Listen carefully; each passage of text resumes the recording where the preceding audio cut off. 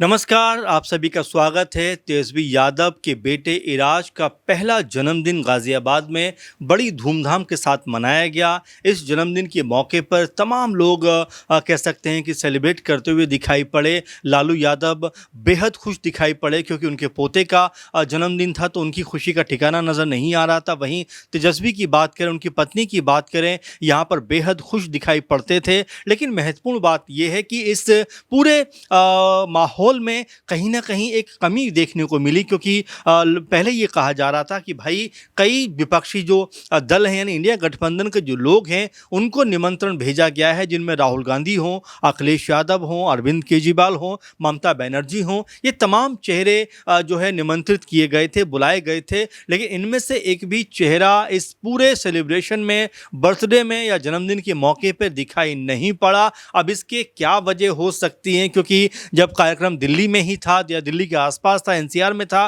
तो आखिर इतने जो चेहरे जिनको बुलाया गया था, आखिर ये क्यों नहीं पहुंचे? क्या इसमें भी कोई राजनीतिक कारण दिखाई पड़ता है? क्योंकि इंडिया गठबंधन को लेकर आपस में इन दिनों ऐसा लगता है कि आपस की जो तकरार है वो बढ़ती हुई दिखाई पड़ती है। लेकिन एक भी चेहरे का यहाँ पर शामिल ना होना क्या ये दर्शाता है कि इंडिया गठबंधन की जो गांठें हैं वो कमज़ोर होती हुई दिखाई पड़ी हैं? क्योंकि तेजस्वी यादव के बेटे का ये पहला जन्मदिन था और इस मौके पर तमाम मेहमान गाज़ियाबाद के एक फार्म हाउस में ये मनाया गया और वहाँ पर तमाम लोग जो थे वो मौजूद थे। और इस मौके पर बड़े चेहरों को भी आंखें तलाश रही थी तेजस्वी यादव, लालू यादव की, लेकिन वो लोग यहाँ पर दिखाई नहीं पड़े। लेकिन इस तमाम चीज़ों में एक चीज़ देखने को मिली कि यहाँ पर जो तेजस्वी हैं और जो लालू यादव परिवार है, वो पूरे का पूरा यहाँ पर एकजुट दिखाई पड़ा। साथ में तेज प्रताप यादव यहाँ पर दिखाई पड़े, साथ में यहाँ पर रोहिणी यादव जो कई मौक़ों पर ट्वीट कर चुकी हैं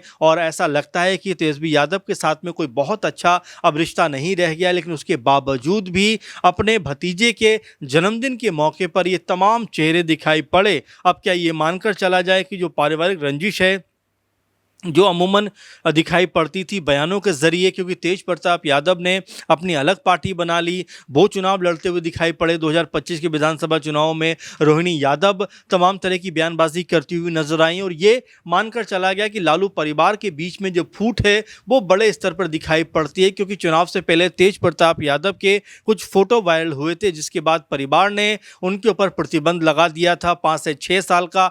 तब तेज प्रताप यादव ने अपनी अलग पार्टी बनाने का ऐलान कर दिया। ना सिर्फ पार्टी बनाई बल्कि चुनाव में भी उतरते हुए नजर आए 42 सीटों पर। हालांकि अपनी सीट समेत वो तमाम सीटों को हार गए। लेकिन ये कहा जा सकता है कि उनकी अलग पार्टी बनाने से तेजस्वी यादव को बड़ा नुकसान होता हुआ दिखाई पड़ा था। लेकिन अब इस मौके पर तेज प्रताप यादव भी दिखाई पड़े हैं। वहीं रोहिणी यादव, जिन्होंने लालू यादव जी को यानी अपने पिता को किडनी दी थी और तमाम तरह सुर्खियों में रही थी, लेकिन जिस तरह से चुनाव के वक्त वो भी खफा दिखाई पड़ी थी, उन्होंने भी तमाम तरह की बयानबाजी की थी और वो भी खैर उन तमाम चीज़ों को भुलाकर इस मौके पर दिखाई पड़ी हैं। तो क्या ये मानकर चला जाए कि अब जो यादव परिवार है उनके बीच में जो तल्खियां हैं थीं, या क्या वो ख़त्म होती हुई नजर आई, और क्या इस खुशी के मौके की वजह से आपस का जो तालमेल है वो यहाँ पर बेहतर होता हुआ दिखाई पड़ा है? लालू यादव इन तमाम कह सकते हैं सेलिब्रेशन में, इस तमाम जन्मदिन के मौके पर बेहद खुश दिखाई पड़े, तमाम लोगों से बातचीत करते हुए नज़र आ रहे थे और एक तरीके से अपनी खुशी का इजहार वो कर रहे थे। हालांकि बीमार हैं और ये भी कहा जाता है कि एक बार फिर उनको सिंगापुर लेकर जाया जाएगा, जहाँ पर उनका ट्रीटमेंट होगा। लेकिन इस मौके पर वो अपनी खुशी को रोक नहीं पाए। तो फिलहाल देखा जा सकता है कि इस मौके पर, इस खुशनुमा पल में तमाम जो लोग थे वो शामिल हुए और यादव परिवार का पूरा कुनबा यहाँ पर देखने को मिला, जिससे ऐसा लगा कि यादव परिवार के बीच में जो आपस की तनातनी थी, आपस में जो मतभेद थे, वो लगभग ख़त्म होते हुए दिखाई पड़े हैं। लेकिन जैसा हम बात कर रहे थे कि जो इंडिया गठबंधन के कई बड़े चेहरे जिनको निमंत्रित किया गया था, बुलाया गया था, आखिर वो क्यों यहाँ पर नहीं पहुँचे? अगर हम बिहार चुनाव की बात करें तो कांग्रेस पार्टी ने, आरजेडी ने मिलकर चुनाव लड़ा था, जोर शोर से चुनाव लड़ा था, लेकिन उसके बावजूद भी महज 25 सीटों पर आरजेडी सिमटती हुई दिखाई पड़ी और 5 से 6 विधायक जो थे वो कांग्रेस पार्टी को मिलते हुए दिखाई पड़े। और ये कहा गया कि कांग्रेस पार्टी के साथ में कोई बेहतर तालमेल जो है आरजेडी के साथ में नहीं था, क्योंकि मुख्यमंत्री पद को लेकर कांग्रेस पार्टी ने एक बार भी ये नहीं कहा कि हाँ, हमारा जो चेहरा मुख्यमंत्री पद का है वो तेजस्वी यादव होने वाले हैं, और इस बात को लेकर खटास आपस में बनी रही। वहीं अगर अखिलेश यादव की बात करें तो उनका भी कोई बहुत सुर में सुर इस समय इंडिया गठबंधन में नहीं लग रहा है। हाल ही में उनका बयान सामने आया था कि भाई उत्तर प्रदेश में समाजवादी पार्टी को 403 सीटों पर अपने आप को तैयार रखना चाहिए और रहना चाहिए। वहीं अरविंद केजरीवाल की बात करें तो इंडिया गठबंधन में उनकी स्थिति भी उतनी ताकतवर नहीं रह गई। हरियाणा में हमने देखा कांग्रेस पार्टी वर्सेस आम आदमी पार्टी का चुनाव हुआ। दिल्ली में भी हमने देखा कि दोनों पार्टियां आमने सामने दिखाई पड़ी, और सबसे हैरानी की बात तो ये रही कि दोनों जगह पर इन पार्टियों को विपक्ष में बैठने को मजबूर होना पड़ा। तो कुल मिला जुला कर देखा जा सकता है कि जो इंडिया गठबंधन के जितने भी लोग हैं वो आपस में बहुत अच्छा उनका रिलेशन नहीं रह गया है। ममता बनर्जी की इसमें अगर बात कर लें तो ममता बनर्जी को लेकर जिस तरह की इस समय खबरें आ रही हैं कि उनकी पार्टी में खुद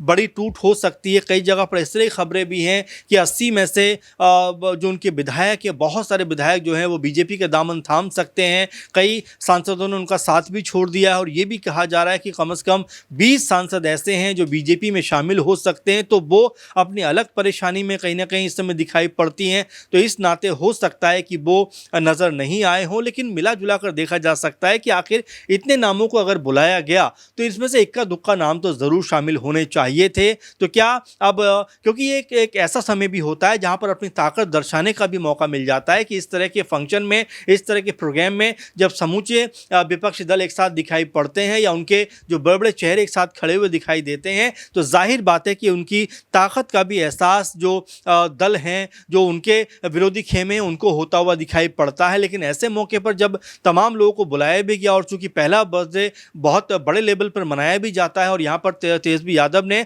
उस तरह मनाया भी, और यहाँ पर अपने बेटे के लिए तमाम तरह के इंतजाम किए कि उनका जो पहला बर्थडे है वो यादगार बने, और इसी तरह से बहुत बेहतरीन तरीके से सजावट की गई। इंतजाम जो थे बहुत बेहतर थे।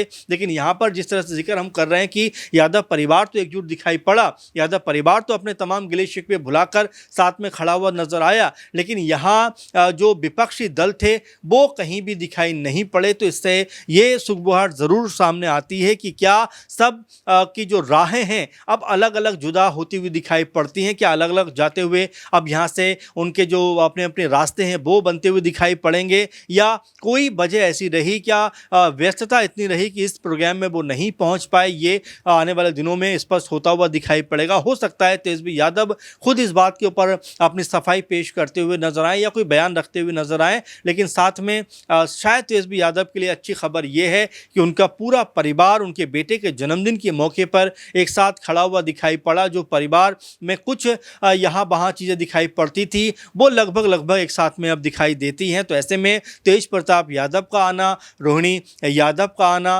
तमाम परिवार का शामिल होना, ये ज़रूर बताता है कि गिले शिकवे भले ही 2-3 साल से लगातार रहे हों, आपस में मतभेद रहे हों, लेकिन अब शायद इस जन्मदिन के मौके के बाद आपस का जो तालमेल है, आपस का जो संबंध है वो और ज़्यादा मजबूत होता हुआ दिखाई पड़ेगा। फिलहाल अगर तेजस्वी की बात की जाए तो वो इस मौके पर बेहद खुश दिखाई पड़े, उनके साथ पूरा यादव परिवार बेहद खुश दिखाई पड़ा, लेकिन शायद ये मलाल उनके मन में भी होगा कि विपक्षी लोग यानी राहुल गांधी जो उनके बेहद करीबी माने जाते हैं, अखिलेश यादव बेहद करीबी माने जाते हैं, अरविंद केजरीवाल, ममता बनर्जी के लिए तो बाकायदा उन्होंने प्रचार प्रसार भी किया था। तो ऐसे लोग अगर इस मौके पर शामिल नहीं हुए हैं तो ज़रूर उनके मन में इस बात का मलाल होगा। लेकिन फिलहाल कहा जा सकता है जो तस्वीरें सामने आ रही है, जो तस्वीरें तमाम आप देख भी रहे हैं कि जिस तरह का माहौल इस बर्थडे के मौके पर नजर आया, बेहद खुशनुमा माहौल था, और तेजस्वी यादव के लिए परिवार के साथ में इस तरह से अपने बेटे के जन्मदिन को सेलिब्रेट करना एक अलग तरह का अनुभव रहा होगा। अब इसको लेकर आप क्या सोचते हैं कि आने वाले दिनों में क्या तेजस्वी परिवार के अंदर यानी लालू यादव परिवार के अंदर जो आपस में खटास थी या जो मनमुटाव था अब वो ख़त्म होता हुआ दिखाई पड़ता है, और तेज प्रताप यादव जिस तरह से अब परिवार के साथ में नजर आए हैं तो क्या उनकी जो नाराज़गी है वो ख़त्म होती हुई दिखाई पड़ेगी? जो जयचंदों का जिक्र वो किया करते थे अब उन तमाम चीज़ों को भुलाकर क्या वो अब आरजेडी में वापसी करते हुए नजर आएंगे? क्या उनकी पार्टी का विलय होता हुआ दिखाई पड़ेगा? तमाम सवाल है, लेकिन फिलहाल इनके जवाब अभी समय के साथ सामने आएंगे। लेकिन ये कहा जा सकता है कि तेजस्वी यादव ने अपने बेटे का जन्मदिन जिस तरह से मनाया वो बेहद खुशनुमा पल उनके लिए, उनके परिवार के लिए है। तो आप इसको लेकर क्या सोचते हैं, क्या आपका मानना है, ज़रूर कमेंट करके बताइए। फिलहाल के प्रोग्राम में बस इतना ही। आप लगातार बने रहिए। धन्यवाद।